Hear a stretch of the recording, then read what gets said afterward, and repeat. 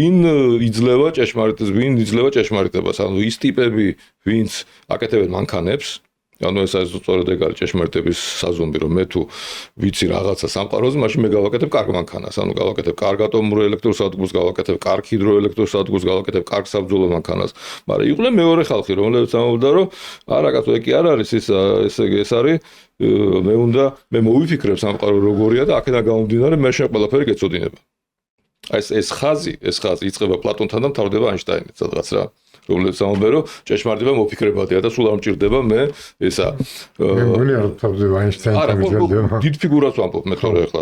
პლატონამდეც იყვნენ ვიღაცები, ვინც ამას ამბობდნენ, მაგრამ პლატონი ყველაზე ის არის რა, ძლიერი ფიგურა იყო ამაში და ალბათ იმაში ჩვენ დროში ყველაზე ძლიერი ფიგურა, ვინც ამას ამბობს, აი ამ იმას ეყრდნობა, ესე იგი ჭეშმარიტების ამ განსაზღვრებას, რომ ჭეშმარიტება მოფიქრებადია და მთავარია მათემატიკურად იყოს სწორად აწყობილი, სულ არ მჭირდება მე ექსპერიმენტული დასაბუთება.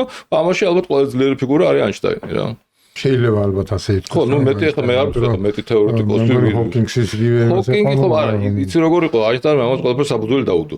ჰოკინგი არის ამის გაგრძელება. ესე იგი ჰოკინგი არის აი ამ მიდგომის გაგრძელება, რომ სამყარო შეიძლება მოიფიქრო. და ეს დიდი სამყარო თავის ბნელი მატერიებით და გაფართოებებით და რაღაცებით აღხსნა ეს გაფართოება იმით, რომ ეგ რაღაცა ენერგიას მივაწევ და რაღაცას მივაწევ და თუ მე ამაში სადღაც ქვემოთ ჩავსვამ 2%-ში რო არის ეს ისა რა. ესე იგი დროც ის გავდნება რაღაცა ყველაფერი აიწყობა და შესანიშნავია, ესე იგი ვიცი ჭეშმარიტება.